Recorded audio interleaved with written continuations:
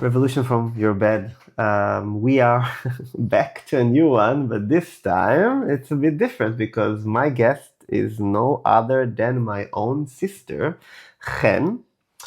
Chen is a 25-year-old instructional design expert. That's how can I define your I don't know about the expert, but I'm an instructional professional? designer. And she's from Israel and now living in Vienna. And I wanted to have you over because you're my sister, but also because for me, you're a very interesting person. I don't know a lot of 25-year-old who just leave everything behind and go live in another country, let alone a country with a very interesting history in regard to us, the Jewish people. And I'm super excited to have you here and welcome. And I want to start by asking you, why the heck did you move to Vienna at 25? That's a good one. So ever since I remember myself, actually, I don't know when it started exactly. I always had a dream of living abroad. I just knew it was going to happen at some point. I didn't know where, I didn't know when. I don't even know what started this idea in me. I just knew it was going to happen.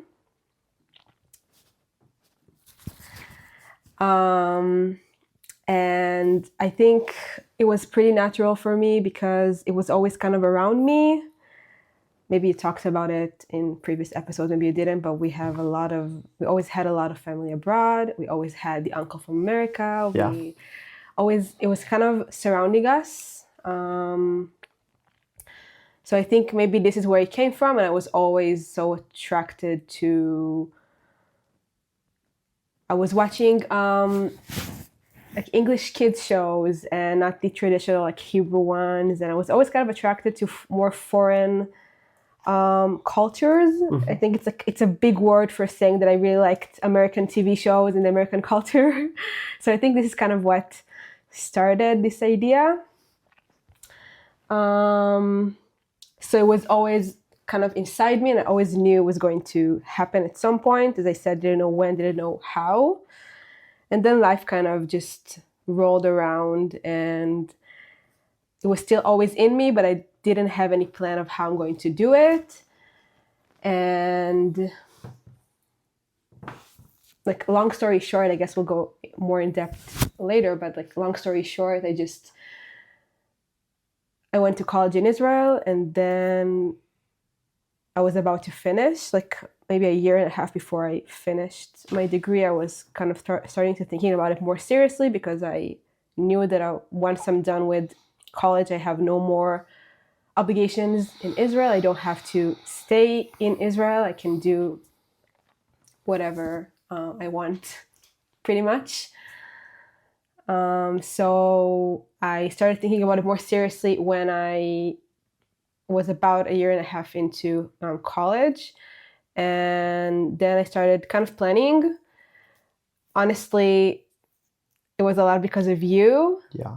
I don't know if I would just move to any other country. As I said, I knew it was going to happen. I didn't know when and where.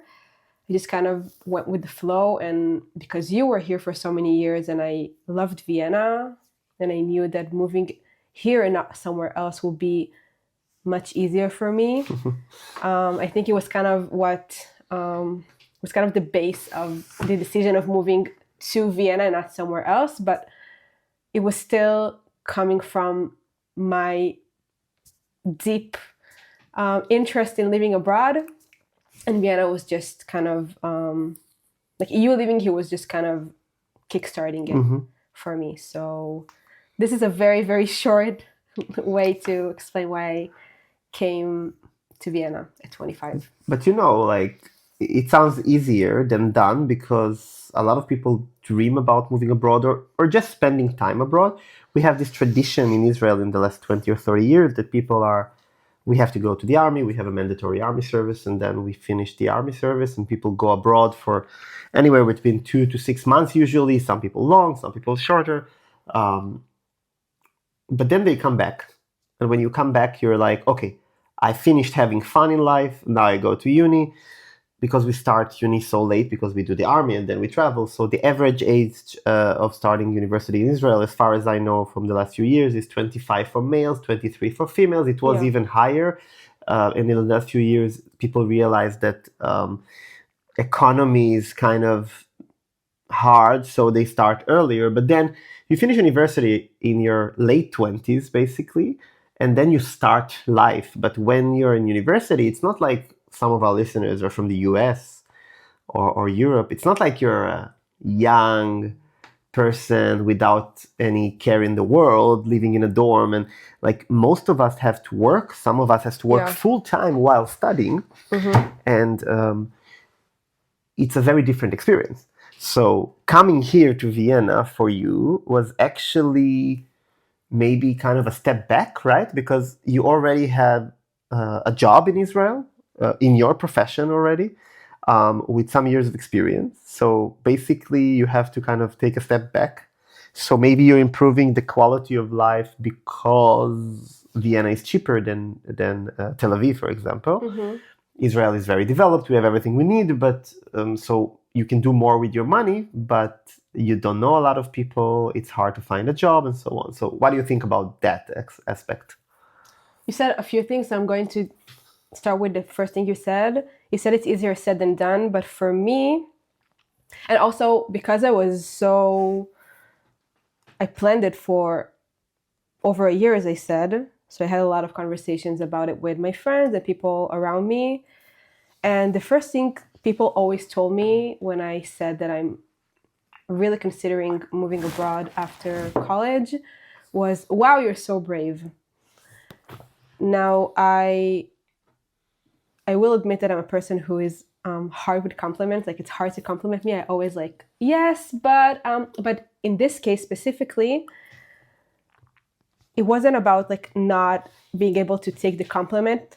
It was about, I think I was so programmed into doing it because I wanted it for so many years that I just kind of grew into it. Literally, I just knew it was going to happen. As I said, didn't know when and where, but I just knew this is something that I have to do. So I feel like when I got to the point where I'm actually planning it and telling it to people, it was so weird for me to hear that I'm brave, because for me, it was the most natural thing in the world. And moreover, I got to a point, and it still happens to me with people, I got to a point where I was having conversations with people about moving abroad, and I was so into it, and I thought, I always knew it was going to be the most amazing experience for me, like such a different experience, like experience living somewhere else and starting over and meeting people from all over the world. And like I had like an image of how this thing is going to be, and I thought it was going to be amazing. I was sure about that without even knowing what I was going to do here.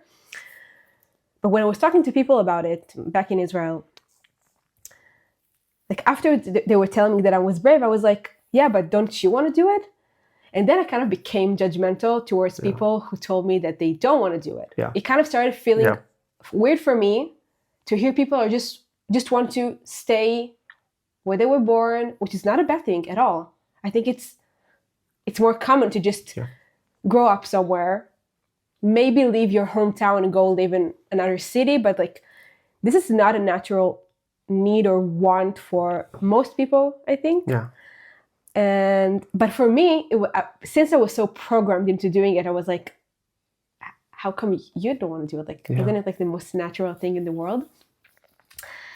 So to answer your question, I think this is what, like you said, easier said than done. Then I think this was what made it easier for me. I think this is the first time in my life where I wanted something so bad, and I felt like everything I did just aligned with it. Like, of course, I physically did stuff to make this happen, and I will talk about them, but I feel like this is the first time in my life where I feel like, besides the physical things that I've done, like finding a job that is remote and like planning everything to like be able to move here, I feel like this is the first time I sent, it's going to sound very spiritual, but I sent this energy to the universe that I want to do something so better, and just everything like aligned with it. Like things just aligned with it, and I feel like this is the first time it happened to me. So like, maybe vividly, or yeah, it was just like everything just kind of sorted out. And I have to say that, as you talked about the big trip that people do after the army, and I actually didn't do it. I didn't do it like the traditional way. Most people I know just finished the army, saved some money, and just went to South America or the East and just did like a few months of trip at least. And this is something that I realized I don't want to do very early. Mm-hmm. I don't know why. Till this day, I have no idea why I was so different than anyone else my age.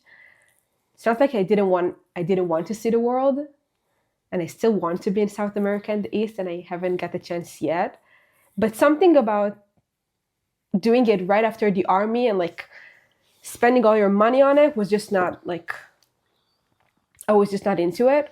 So I think I remember my friends from home talking about it, and like kind of in high school still, and talking about like how they're going to do it, and like the natural thing for me was just to join them, right? And I was never into it. And eventually I have a group of four. We're a group of four best friends since the first grade. I'm very proud to say that. So my three best friends are my best friends since the first grade, and we grew up together. So they planned the trip to go to South America right after the army since high school already, and I just knew I wasn't going to come with them. And I feel like, especially in your teenage years and your young 20s, it is such a weird thing to not go with the flow, because you have this peer pressure to do everything. And I kind of just got over it. And I told them very early into them planning it that I'm not joining. Don't take me into account. I'm like, I'm not. Don't count me in. I'm not coming. And I'm still. So I didn't do my big trip. So I feel like this. I had like this vision of what I want to do in life. And this was one of them. Not that it had to like conflict, like me going to South America and moving here, but I kind of the point is that I feel like I was always a little bit different than my the people around me. I always thought kind of different. I always had extreme ideas of like doing stuff, and I always knew that I wasn't going to do the traditional like life path that everyone is doing, which is, as you said, is very different in Israel, because you have the army and you go to college later, and it's very different. But I knew that I was not built to it. And I think being here made me realize that even more, that I'm just different than other people I know in a lot of aspects. You can argue if it's a bad thing or like a good thing, but I just knew it was different. Like I knew it because of the response that I got from people that I told them that I'm moving abroad. Like, very quickly this like enthusiastic response switched into, okay, and what are you going to do there? And what are you going to like? How are you going to meet people? And it's like, you're going to start over. And I was like, these are very justified questions. But honestly, I had no idea why I was coming here, what I'm going to do, but I just knew I had to do it. And I think the fact that I grew into it, and the fact that I was different, and I had different vision for my life path than people my age and people I know, most of them at least, is kind of what made me just like, it was so natural for me to come here and do this move. And I hope it answers the question. It's so interesting because I felt the same, and I was judged for it. Like, first of all, I didn't want to do what other people want to do. And of course, I had only a brief window of time when I was feeling kind of okay enough to leave home, that I thought, okay, now it's time to decide. because, I was discharged from the army because of illness. And then I had this period of time when I was feeling awful, but still not bedridden. But to be honest, like, it's very easy to say I didn't travel because of illness. But to be honest, I didn't want to. I really liked my home, my town, my friends. I really liked being involved in the Red Cross activities and my charity work, and like everything that I did was feeling meaningful to me. And I think that it's interesting when you grow up in a society that everybody kind of is a bit indoctrinated into doing the same. Like when our parents finished their army service, it was not common to go to university. But now everybody, like, you have to go to university, even though I think that the research, like the studies showing that around 60% of everybody in Israel that has a job is extremely overqualified to what they do.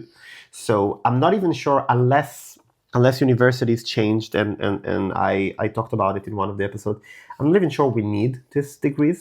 But it's so funny that people who are doing anything different are immediately judged. And in my opinion, it's because people are kind of deflecting and projecting their fears onto you because they are not brave enough to do it, or it triggers something in them.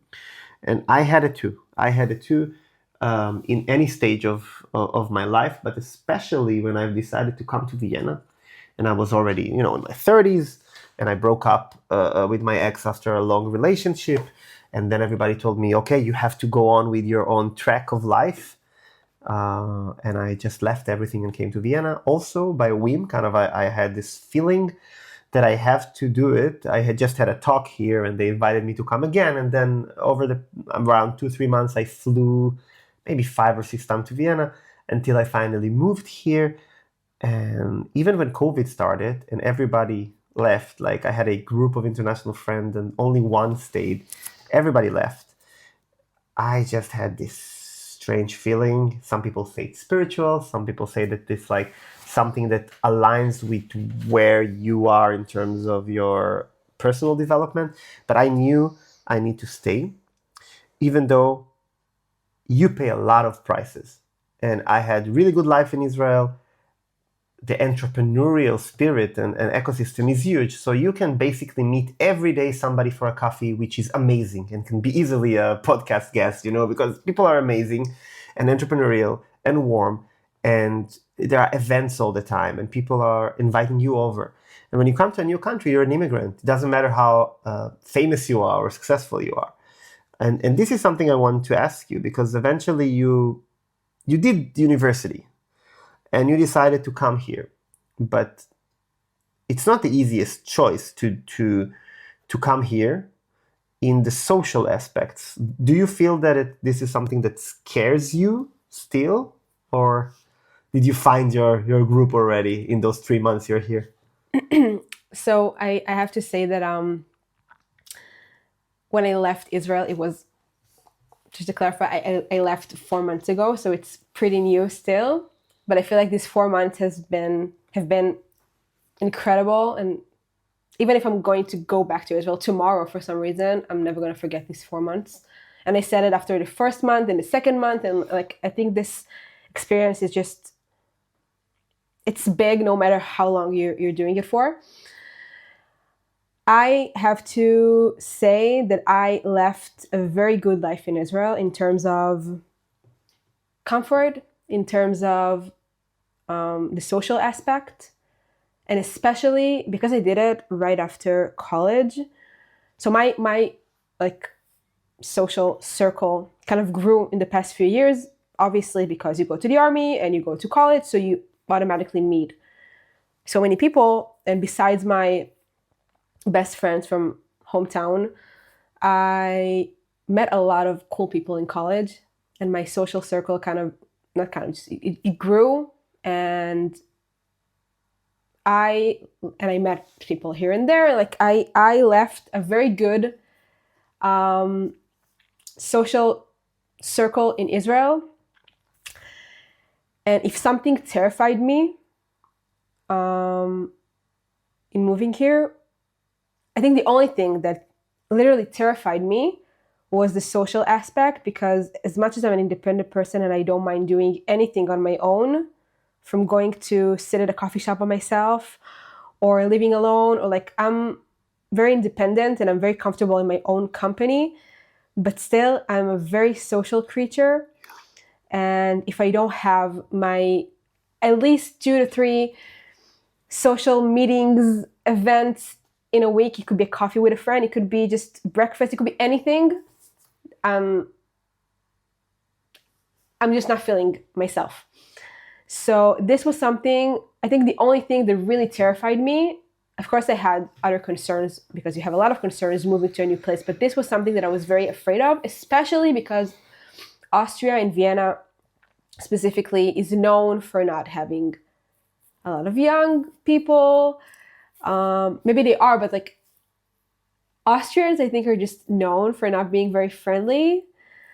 I haven't experienced it so much yet. I have to say that I did meet some people here, and I have my social group, but they're all Israelis, or like half Israelis, half Austrians. So it's like it's not the same as making friends with Austrians. So I'm still working on that, but I did kind of found my place here in terms of the social aspect, and I'm still working on it because I feel like as a part of the experience you have to like branch out and meet people that are not from your culture. It's a part of doing this whole experience, I feel like. So I will say that I like in the social aspect, it was something that I was terrified from. I left a really good life in this aspect in Israel. And in the non-social aspects, I feel like life in Israel are comfortable, not because they're not cheaper, they're hard. There's a lot of pressure for you, especially in the financial aspect of like you have to make enough money to not even survive, but like if you want to live in Tel Aviv, you have to like if you don't make this amount of money, then you cannot do anything. You cannot rent a place, you cannot go out with friends, you cannot do anything. So, but my point is that I feel like the life that I had in Israel they were comfortable because this is the only thing I knew, right? Like this was the only thing I grew into it. Like I had no problem staying there I did, but like theoretically, this was the natural thing to do, to just stay in your comfort zone, right? It's like it's what most people will do. And like no offense to them, I think it's natural. But as I like to continue maybe my answer from your last question, I always had kind of a problem with the traditional life path that people took. And you said that you also felt like you didn't want to go to South America. One of the things that I feel like I was the kind of like made me not want to go to South America and do the big trip was that this big trip idea after the army, I feel like a lot of people do it because they want to find themselves, right? It's like, it's a very known thing in Israel. Like, I'm going to find myself. So I'm going to see new places and meet new people. And I'm going to find some answers for things that I'm not sure about in my life. And like on paper, you think, okay, this is like what I'm doing here, right? Like this is the same thing. And I think it's a really, really good thing to do. But I don't think you can find yourself in a 6 to 8 month trip. You're not going to find anything. You're not going to find anything in general, never. Like I feel like these questions that you're seeking for answers to in these trips, you will never really have like one answer to. And as much as it's a really good I think this big trip thing is mostly for fun and you cannot really find those answers. And I feel like it is too early for people to seek these answers, and they didn't gain a lot of life experiences until the point that they went to this trip. And I'm kind of concluding everyone in this in what I'm saying, but it's not like, it's not what I mean. It's just like, in general, this is what I think. I feel like people until the point that they're going to South America or the East or to their big trip, they didn't know anything about life. They didn't do anything. They went to the army, maybe they worked a little bit, they went to high school. But this questions that you're seeking for their answers, which you may call self-development, like a form of self-development, I feel like you always do it. And I don't think those like 8 months or 6 months are going to answer all your questions. And I feel like, in other words, people are looking to self-develop in these things and in these trips. And I feel like this is something you cannot just check and do in one big trip. You get what I'm saying, right? And I knew it was something that is a continuous journey to find, like, it's a continuous journey to find answers to these things. And I feel like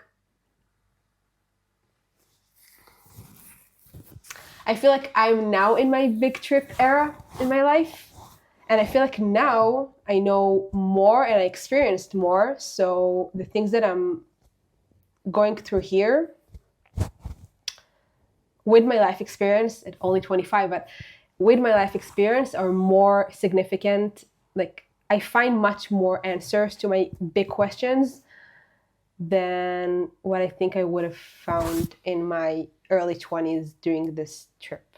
That's super interesting, and it resonates with me because I feel firstly that people around the world who are not doing military service, and in some countries, like I met people that are very similar to us in terms of maturity, like people from Finland, Finnish people, or Swedish, or Taiwanese, or South Korean, people who have to go to do some sort of mandatory service, but usually it's a short service. Even in Austria, you have to do civil service, and some men do still the army service, but the army here is a very small, mainly humanitarian aid kind of avalanche rescue kind of force. So when you're actively participating in some sort of war defense efforts, I think that you really have to kind of wash it out.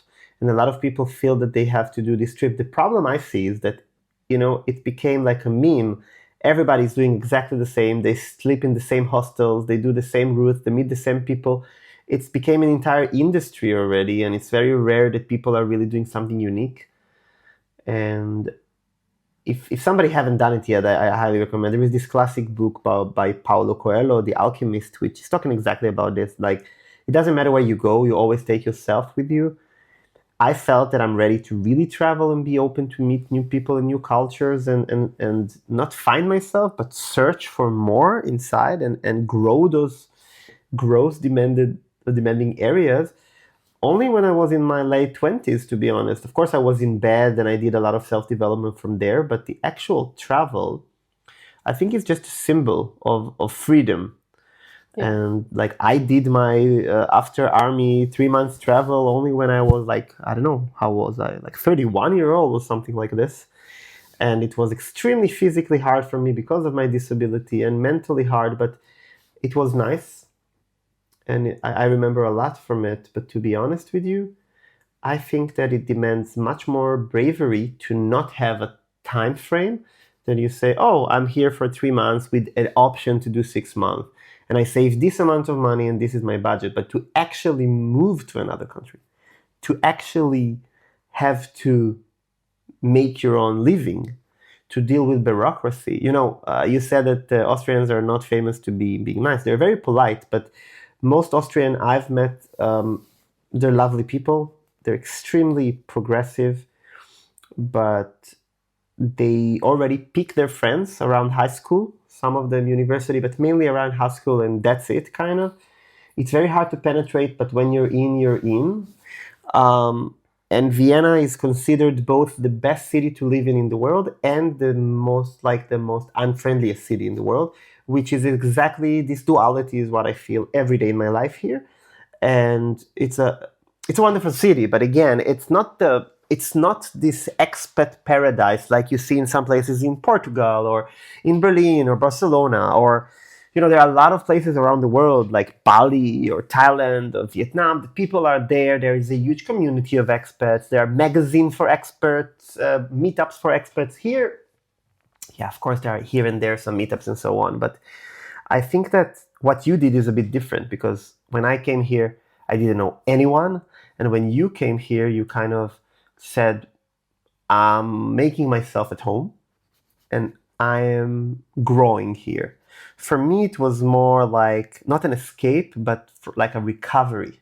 I think I needed to heal. And when I came here, I wanted to kind of be left alone, because I think I'm a kind of an extroverted introvert. People think I'm a complete extrovert, but like, to be honest, like now we're recording this episode, it's weekend, and I used to just meet a lot of people and so on. But now, like, I'm so exhausted because I just finished my speaking tour. You've been with me in London in my last talk. I'm completely exhausted. Even when I sit here, maybe when people watch us in the video, they see I'm not very comfortable. It's because I have pain. I'm not feeling well. It's part of chronic illness. You came here and you made yourself very comfortable. And I wanted to ask you, what are your plans? Because you're not the person that is just coming to a place or starting a project without any plans. So, like, what do you think you're going to do here? So it's a good question because it's interesting. My whole life I was kind of the planner. I always had physical planners and I always had lists, and I was very organized, and I always knew it was from the smallest like things in life to the biggest ones. I always had lists of things that I wanted to do and like plans in my head, and I always kind of knew what my next step is going to be. And coming here, I think it's the first time I have no idea what my next step is. The first time in my life, in my pretty short life, but still. I mean, when I was done with high school, it was clear that I was going to the army like everyone else. And when I was done with high school, with the army, I just started. I knew I wasn't going to travel, so I just I found a job, and I worked there for 2 years until I started college. And then I started college, and I was like, I mean, you have. I had plans for like the first half of my 20s. And I always knew I was going to finish college when I'm 25, but I had no idea what I was going to do after. Like, I knew that I was going to work probably, but then that what's got me into like the usual life path that I wanted to escape from. And when I say I wanted to escape from, it's not, I didn't come here because I wanted to escape my life in Israel, or that I had something bad that happened that I wanted to escape from. Not at all.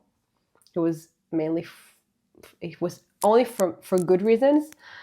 And as I said, I left comfortable and very social life in Israel.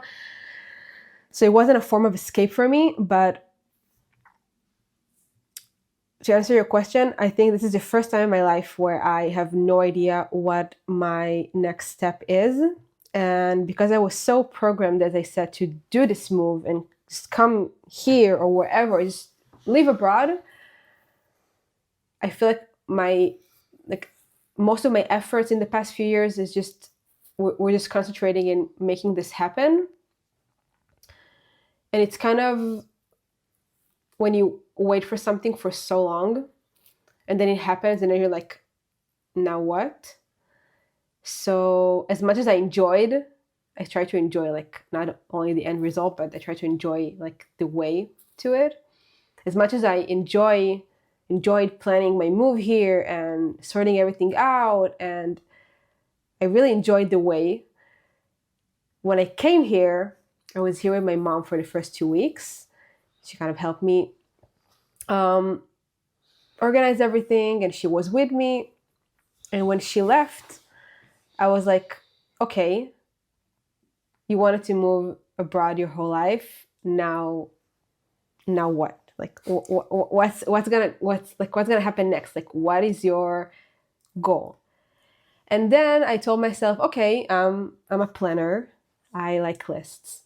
Let's just, you have like this whole new setting right now. This is that might be very inspiring to you, like new place, new people, new environment. This can maybe lead to maybe achieving some goals that you wanted your whole life, or like just like write down things that you want to achieve while being here. So when you complete them, you know that you cannot move out of here before you completed everything on that list. And for some reason, something in me just didn't let me sit down and write this list. Like I always had it in my head, like, okay, I want to meet some international friends. I want to run 5 kilometers without stopping. I want to find a job and maybe go to school here, like take some courses. I have like maybe a structure of what I wanted to do, but never really in detailed. And something in me just never really let me sit down and write that list. And I had a conversation with one of my friends here a few weeks ago, and I told him about this, about the list that I never wrote, and I really want to. And he also moved here. He's Israeli, and he also moved here. And he's pretty new here, and he's also into like making like fun experiences and making the most out of his stay here. And he told me, just live it. You don't need this list. Just live and be present, and you'll see that if you're willing to go out of your comfort zone, which you already did, you're just going to, you don't need this list. You can just make the best experiences without even planning them. Just say yes to stuff and enjoy your time here, and don't think about your next move. And I think this is, as I said, it's the first time in my life that I have no idea what my next move is. I am looking for, I work remotely from Israel, so like it's not that I'm not doing anything here. I try to enjoy my time here. I am looking for a job right now because I do want to have the experience of working here also. I think it's very important in order to fit in the society here, and just like, it's also a part of the experience, I feel like. But I kind of let go of the plans for the first time in my life. And at first I was very anxious about it, because like, I don't know, I have no idea what's going to happen next. Like, what am I doing here? Like, and I still have these moments, but I try to remind myself on a daily basis, even a few times a day, that I did something, I'm still doing something that not a lot of people are comfortable enough to do. And I try to enjoy the most little things, even if it's walking in the street, going to the supermarket, the most stupid things you can think of, and just live and enjoy my experience and kind of let life lead me, I think, because I promised myself before coming here that I'm going to say yes to opportunities, to almost everything. Of course, things that are comfortable for me, not things that are not, but then I'm going to say more yes than no to stuff. And then I'm going to let go of my, I don't have to work in what I've studied. This is something that I also had to kind of practice in my head about, because I feel like you get a college degree and then you're like, okay, let's not waste this. Let's work in this. And I told myself, if you have an opportunity to work in something else, take it. And it sounds interesting to you, take it. If you are invited into like this social event and you don't know anyone there, do it. These are stuff that I never did in Israel. they were very hard for me to do. And I feel like the setting here just makes you, maybe it's just me, I don't know, but I promise myself to say more yes to stuff and to do as much stuff that are taking me out of my comfort zone. So I kind of now, if a few months ago, doing stuff that are out of my comfort zone were terrifying for me, and there still are, now I'm trying to take like this gut feeling that terrifies me and like kind of trying to push me from doing stuff. And I tell myself, are you feeling uncomfortable? Do it. This is the right thing to do. It could be social things, it could be dating, it could be job interviews for stuff that I think I'm maybe underqualified to do. Anything, just do it. And this is my plan for being here. And this is my plan for being here. I want to do as much stuff that I'm uncomfortable with. I want to say yes to things, and I want to let life lead me, because if I took the decision and moved abroad already, maybe like it's big in itself, but I'm trying to tell myself that if I need to rephrase that in my head. If you already did it, then just like try to like go with it and like let the universe just like bring your opportunities and take them or don't take them. But maybe the things that I think I want are not the things that I need. And I really, really try to tell this to myself every day. If it's people that I might have never like met in Israel, but I meet them here, and at first sight I'm like, I don't think I would ever become friends with this person if I was in a different setting. But then I tell myself, okay, get to know them. Not what you want is not exactly not necessarily what you need, or jobs, or anything, really anything. And it's just a constant stepping out of your comfort zone and saying yes to things and realizing that there's something bigger than me, and just embracing everything in the way. That's great. I think that it's a great approach, because most people are just, when you live in your own country with your own childhood friends and the things it's very easy to stay kind of stuck in your ways, and living abroad, even if it's temporary, pushes you to do things that are outside of your comfort zone. It's a giant part of what this podcast is all about. Like, it's about revolution from your bed, to step out of comfort zones, to step out of thing that scares you. And I think that as long as you're not defining a trip as a trip, if you say, I'm living here, something happened in your head. I wanted to ask you, because you had this switch in your head, because I knew you all your life as a very organized person. Do you think that the fact that you had a student startup, like you and two of your classmates had or still have actually, a digital health startup that started as a part of a course in uni and was part of an accelerator. Do you think that being an entrepreneur opened your mind to do more adventurous things? I think you become an entrepreneur because you have a mindset that leads you into it. So I think being an entrepreneur, in general, I feel like traits that you have as a person affect, let's say you're a jealous person in relationships, in romantic relationships. This could affect all of your life aspects. Or if you're, I don't know, if you're a cheap person in relationships, this would affect relationships, not only with your partner, but like with everyone in your life.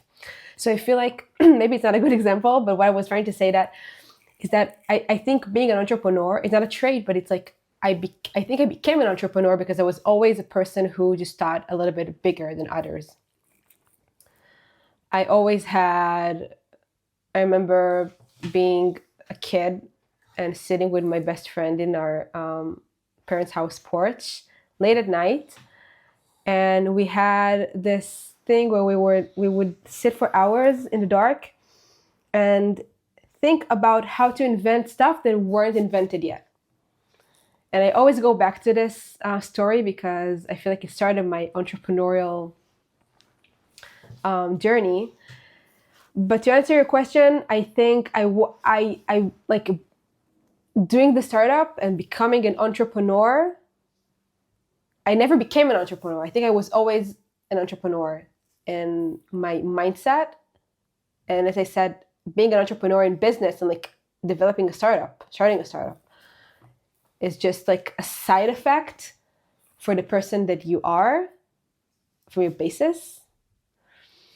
So I don't think being an entrepreneur is what brought me here or made me want to do this. I think my personality is what brought me here, and also what made me an entrepreneur with startups, which I will say that I don't know where the startup is going, and like, but I feel like once you start these things, like once you start like startups and you found startups, and it's just like it never ends with one thing. It's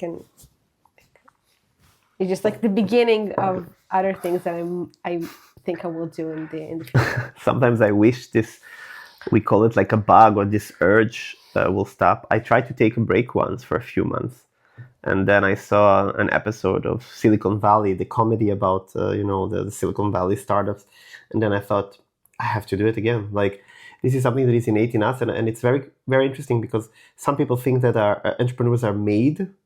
And everybody I meet, basically, that ask me about life in Israel, think that they teach us from the mother kind of milk to be entrepreneurs. And it's not true. I think that maybe now, in the late, maybe less 10 years or so, there are programs more for teenagers, school entrepreneurship. When I grew up, there was nothing about it. Actually, I was always mocked and bullied for having a lot of ideas and trying to solve problems. And I think that what happened to Israeli people is that because we are facing a different reality than other people, and we have the necessity, so we have these traits, but not everybody is an entrepreneur. And of course, that a lot of people are trying something entrepreneurial and decide, okay, I need to find a 9-to-5 corporate job. For me, it just never worked for me. Of course, not with my illness, not with my life. And I think that it can always only do you good, because you're going to fail most of the times, but you learn a lot. And it's very interesting because you still have a digital health startup trying to solve the no-show phenomena in healthcare systems. No-show phenomena is the fact that in many countries there is a huge problem that the actual appointments with the doctors are not filled. Yeah. And it costs a lot of money, and it prevents access to care from other patients. No, people just don't show up to. They don't show up to the appointment. So it's a huge problem. It's one of my expertise, this topic. So it's a huge problem, and it's commendable that you chose something. You could have chosen something very easy, which is also interesting. And I think that it also showed that you are very adventurous, because you could have easily chose it, like one of your professors said, do it for a cosmetician appointment or something super easy, but not for the hardest part. Like, it was the hardest startup field is health tech, and I think that the fact that you chose this one was kind of a preparation for you to this experimental field of life. But I want to kind of ask you, why did you choose your field of study? Because it's very rare in the world. I've seen only a handful of programs like this. It's called instructional design. Could you say a few words about it and why specifically you chose it? Because you have a lot of other interests. You went to pastry school before doing your degree for 1 year. You love to cook, you love to bake, you like fashion, you love this coffee house style of life, and you chose a profession which is very focused in bringing knowledge into the hands of people in different engaging ways. So I would love to hear more about that. So my degree, as I said, it's called Instructional Design and Technologies. It's basically a combination of training development and graphic design, UX, UI, these fields. and programming. And this combination creates people who specialize in developing digital training materials. You specialize in actually creating the content and organizing it and building curriculums, and then deciding on how you're going to develop it. Like if it's going to be some sort of a technology, it could be a game, it could be a presentation, it could be an interactive tutorial, it could be a video. We kind of learn these technologies and how to develop them, because learning and studying today has become very not traditional. Like there's no more pen and paper sitting in front of a teacher. I mean, there is, but we specialize in doing it for organizations, and especially after COVID. It's something that started before COVID, but especially after COVID, I feel like organizations just needed this more and more, because work from home culture started and people are not anymore coming physically to offices, and you still need to train your employees and do stuff, and it's just not working anymore with you sitting, even if it's on Zoom, you sitting and talking to people and teaching them something. It's also a form of transferring knowledge, but there are so many cooler stuff that you could do, and this is what I do. And I kind of rolled into it by accident, I would say. As you said, I have a lot of things that I love in life, and I kind of just rolled into it by accident. I was all over, but not really, because if you kind of connect the dots of things that I like, you will see that it's all around creative stuff and like creating stuff. And I was always more humanic than realistic. That's how you say it. Yeah. I just translated it from Hebrew. I knew I wanted to do something in the field of creating stuff, designing. I was always into graphic designing. I was self-taught since I was a kid. I taught myself how to use Photoshop, and I built websites, and I was kind of always into these things. And when I was looking for a field to study in college, I was drew into visual communications because of my passion for graphic design and creating stuff. But then I was like, I want something that is more practical for me. And then I kind of just came across this degree, which was at the time my college was the only one who offered this. And in Israel, it was the only one who did it for years already at the time. So, I mean, you worked at the institute that I went to, and I had a friend who studied it. There was not a lot of information about it online, so I kind of just rolled into it by accident, and I love this field. I feel like you could do so much with it, and you can go into so many different organizations and jobs, and you gain so many tools that are relevant to a lot of things. So this is what I'm doing today. Also, I work for an NGO in Israel, and I do their digital training development from scratch. I'm the only one who does that. And this is my professional profession, if I may. But I'm into a lot of other things also. So I think it's a great base, because a lot of degrees are very focused. And the problem many universities have is that they're teaching something that already is outdated. And this degree is one of the only degrees in Israel. I knew because I used to work in the Holon Institute of Technology, where is leading this field in Israel, where you studied in this department. And it was the only department that there were more demand for graduates in terms of in the job market than the actual applicants.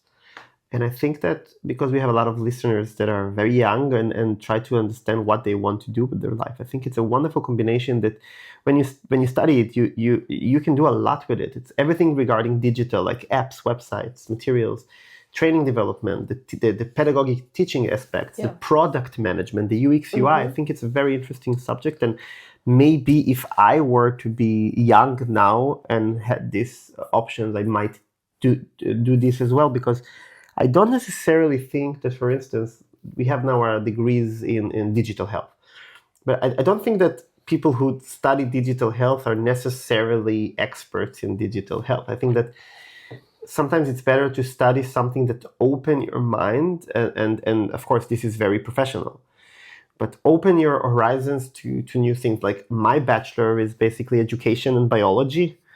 And I learned a lot about the human spirit by learning education and preventive sciences, because education is all about helping people grow, not only learn. And this is something that people kind of make a mistake. And I think the training development part and the human development part is very important. And biology taught me a lot about the human body, but also our surroundings. And I think that you take it everywhere with you. Like sometimes people think that, oh, I studied this course and it's not serving me. I think that even if you study, I don't know, you do a diving course or yoga training course, it stays with you. It's part of your skill sets. And I wish more people would see it. And regarding this professional choice, because eventually you're very young still, and you are interpreting your own degree into more of the UX side, because you really are into the design aspects of it. But I think my last questions for you for today, and then there is maybe something that I want to ask you to ask me, is basically, when you are now, you graduate, you find a job, basically you have trainings, you are in a new country. Like, what is your dream or biggest aspiration if you combine everything we talked about today? I think something I realized in the past few months, I think I always had it in my head, but I think kind of just got more vivid in the past few months, maybe since being here, maybe since I was talking to a lot of people, is that my profession or my professional choices does not have to be my main thing in life. I try to, I think it is very important. Whatever you're going to work in is going to affect, even if it's going to be part-time, it's going to affect your life. Even after 9 to 5. But I'm trying not to make, at least for talking for my next few months or years, I feel like what I'm going to do is not professionally, is not my goal, is just a way for me to, I'm trying to rephrase that again. So my profession is not my end goal, what I'm going to work in here. It's just a part of my journey, and it's a way for me to get money and kind of live, if I may. But I am trying to put more weight into other things that I like, and not make my profession, my career, my goal in life. I'm into, as you said, I'm into a lot of stuff, and I want to give them, not equal, but I want to give them weight too. I feel like people are putting a lot of weight on what they're doing, and they're making it their main focus, which is great. If it's your biggest passion in life, then go ahead and do it. But I feel like for a lot of people, what they're doing professionally might not be their biggest passion. They have other passions too.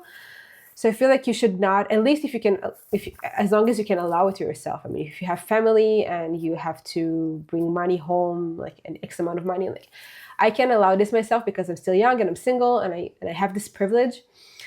But I'm trying not to put my career in the first place and not put all my efforts in it, but to kind of divide my effort into other stuff too, and put in other stuff that are important for me, even if they're not professionally leading me anywhere. But I have to add to what you said.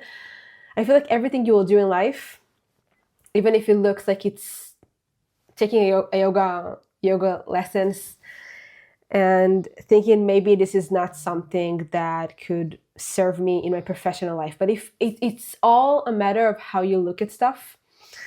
I personally try to look at things, everything that I'm doing, as beneficial to other aspects in life too. I could go into a museum one afternoon and look at the pictures and the art and be like, and get inspired to do stuff in my job. Yeah.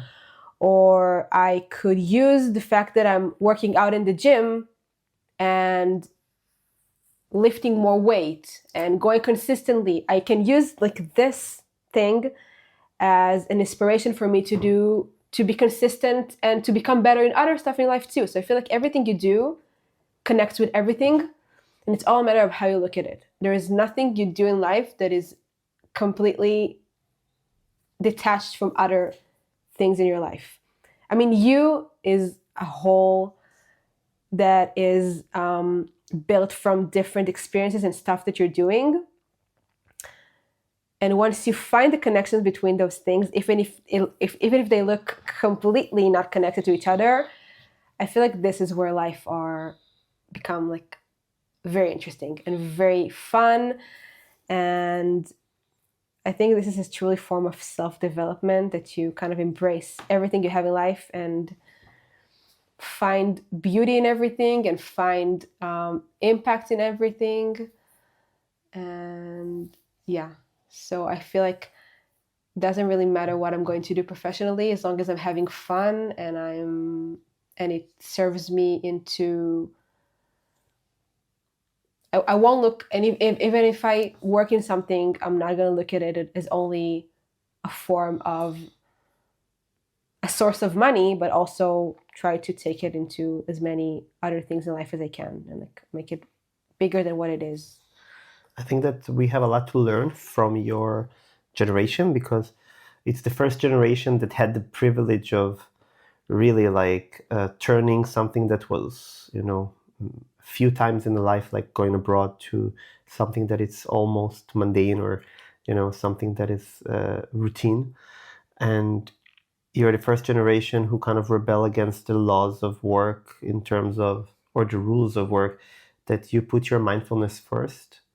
And I think that it's very important what you said, because it's very well said that your profession does not define you. Like, you're not your shirt, you're not your profession. People sometimes say, I am a doctor. It's very funny, because when you look at psychology, like, I think the only thing that we are is probably a human.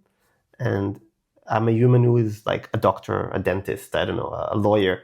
I think that we have professional choices, but we are a pack, and you come from the design fields, and a designer is not working in vacuum. You have tools. Like, if you want, you need elements to create picture. You need colors, and you collect them with you. And I think it's a very beautiful way to look at life when you actually collect things. And when I'm in a good mental health, I am also allowing myself to be inspired by everything around me. Walking in the street or a supermarket, meeting people, watching things outside or inside. And it builds like the final picture out of these millions or thousands of little pixels. And to end this wonderful episode, I have a little tradition that I let the guest ask me the final question, whatever they want, and they're never prepared. It can be about my life or work, like, me personally, of course, but it can also be something that is completely like related to this episode. You can ask like, what do you think about this aspect, or so on. So feel free to ask me anything. I'm very bad at these things. I like improvising something just out of my sleeve.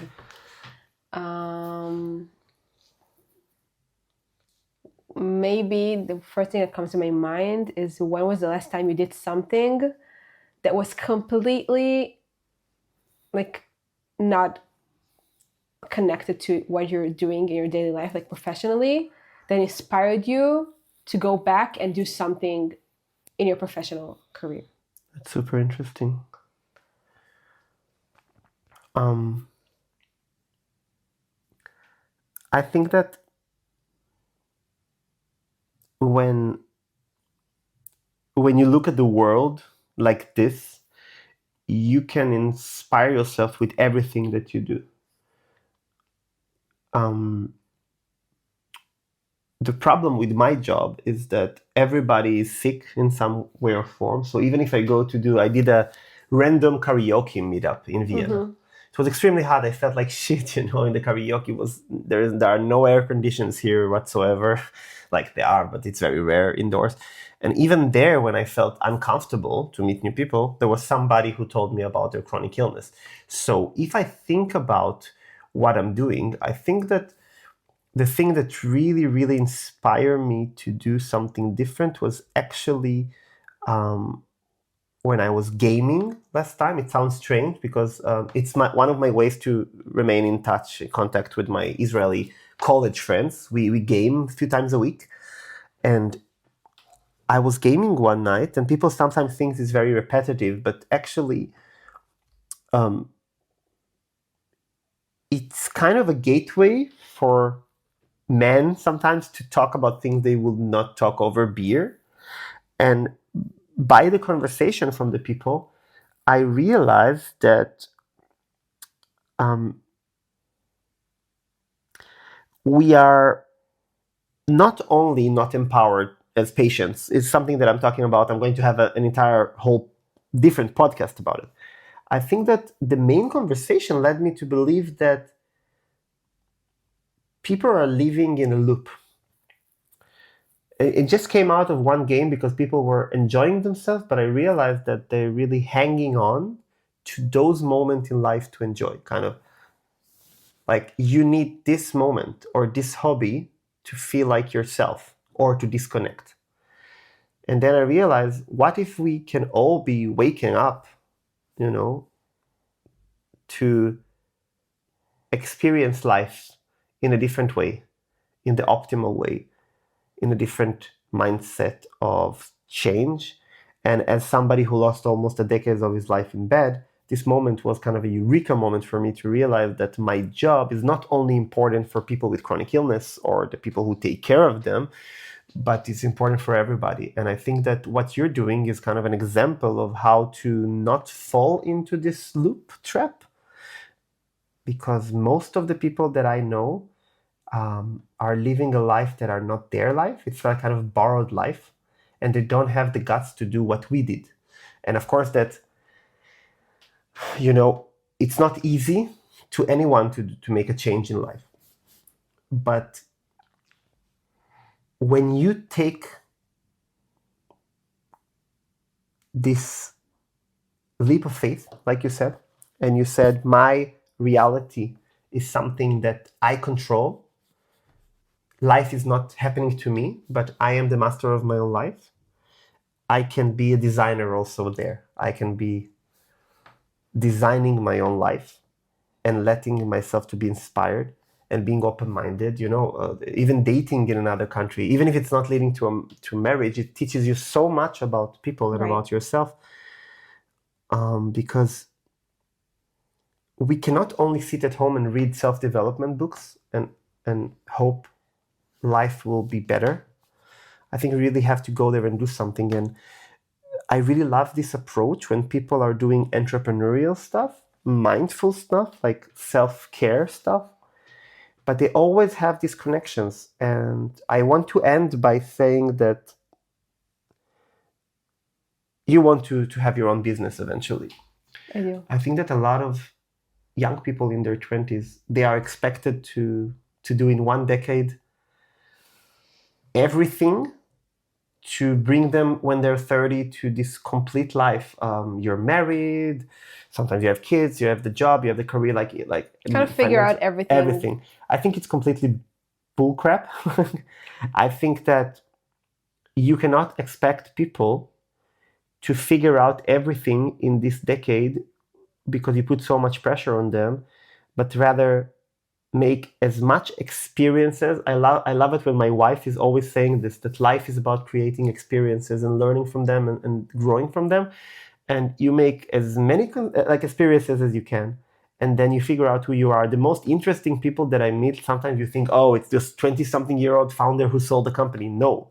Like usually these people that I met a lot of those, there is a deficiency there. There is a sort of compulsive or obsessive or self-harming behavior to be a millionaire or to do something. There is a price, either in relationship, health, self-care. There is a price. But if I were you, I would actually use the time to work as many jobs as I can, learning from other people, learning from other founders' mistake because you want to start your own business, being cushioned. And this is what I actually love about university. It's like a glass house that you can grow in, because if you only go to the lessons, you're not learning, like you're doing university wrong.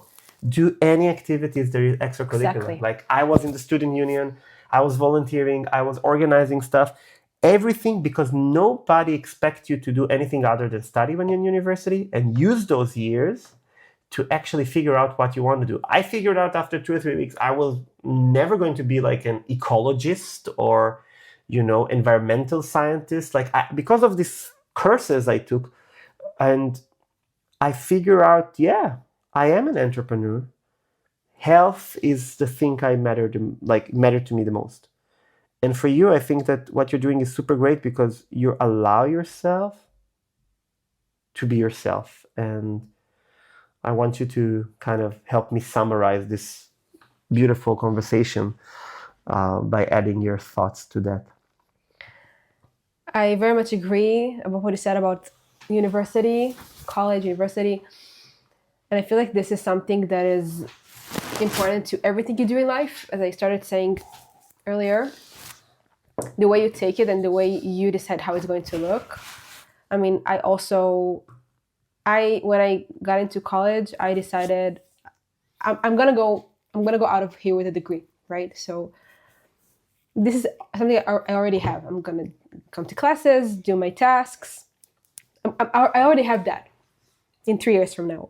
But what can I do to make the most out of this experience? So I will not go out of college with only my degree, because I feel like, as you said, it is such a good environment to meet new people and take part in activities. And I was also doing this in high school. I really wanted to just be able to go out with the non-obvious thing out of it. And I feel like if you take this approach to anything you do in life, sometimes the thing you came for doesn't even matter anymore. I have my degree. I have no idea if I'm going to work in it. I love this field, but I don't know where life is going to take me. And I feel like the people I've met in the programs that I took part in, and the entrepreneurship things that started kind of officially in college, these things are more significant to me than getting a profession or a title. As I said earlier about people calling themselves doctors, when you get the title and you get the BA or the MA or the PhD, it's all fun and stuff, and it's very, very short-lived. It's beautiful. It's very fun, to get a recognition of what you achieved. But this is just one part of you. This is gonna sound stupid, but on my Instagram bio, up until 2 weeks ago, I had my name. I had I wrote that I live in Vienna, and then I wrote that I'm a digital learning developer. This is my official title. Yeah. And 2 weeks ago, I erased it, because as much as I was proud of my profession and what I'm doing, I was like, I'm so much more than that. Absolutely. People who are Instagram today is like your digital kind of portfolio, whatever. Yeah. And although it's not a professional portfolio for me, it's just like people who come across my profile and see this line, like I cannot use this like 250 letters bio to write everything that Absolutely. I am. So I'm like, I am Chen. This is who I am. This is where I live, and this is it. Like I'm so much more than that, and I think this is a very big, like this is something that regardless of that, I think you are just a whole, and you're built from different experiences and stuff that you do, and this is all a matter of how you approach these things. If you're only coming for the end result, or you're coming to enjoy the ride and taking as much things on the way as you can. And yeah, such a beautifully way to finish it. Like you're a traveler, and it never ends. Like I'm not gonna find. I know I'm still in my mid-20s, but I'm not gonna find answers to everything in this age. But I do know that I'm doing as much as I can to make the most out of my 20s. I hope. You cannot be a 25-year-old with the mind of a 90-year-old because you haven't experienced the things. And my partner, she's studying to be a psychotherapist, and she's working with old people as part of her practical training, and she loves sitting with them. She's even right now meeting an elderly person, and she said you can learn so much from people, and all they did was living their lives. And that's why I think that also this idea of a digital nomad is such a bad connotation, because I was about to use digital nomad in the title of this podcast, because that's what you are technically, because you're working remotely. But I think that a nomad is somebody who has no home and is drifting away. I think that you're more like a traveler, and you're just like, in order to grow, you need to collect experiences. Yeah. And I think that eventually, I wish I had this wisdom when I was that age, because the only way to really experience that life is to experience them. And a lot of people are staying in their confinement. It doesn't have to be like a lot of people that listen to us are sick, they're bedridden or home-ridden. You can make a lot of growth from home. Like I didn't have YouTube when my illness started. I didn't have this social media. But eventually, it's stepping out of your comfort zone. Exactly. And I think this is what the 20s are all about, to be as uncomfortable as you can. And I'm super proud of myself for, I lived in a few countries already, and I took leaps of faith. Like I'm not longer, like you said, like my Instagram is not a title. I'm not Roy, the startup, like health startup entrepreneur. Like it took me years to realize that it's okay to not try to title yourself, but just to be who you are, and to have something that you fight for, or something that you're passionate enough to try to move the world for. Yeah. And it's okay even if you're not, because I know people that are much more complete than me, that are introverts, just love to stay at home and live there is this amazing culture. And I will have a guest this season that is living in the cozy culture, that like they just game cozy, watch cozy things, read cozy things, because I think this is something that is also needed. And there is no one way, but the only way is to stay on a way to something. I think that this conversation taught me much more than I expected, because I thought I knew everything about you that I need to know. So this is really great. And I'm super proud of you for the woman you become and becoming. Super happy that you came to live next to me. It's very tasty to me when you do amazing stuff. But also, I think it's an amazing adventure for you. And I wish you good luck with everything that you choose. And for you, our listeners, thank you so much for hanging on. If you have questions for Chen, I will add her social media here below. And I see you next time. Thank you, Chen. Thank you for having me. Bye-bye.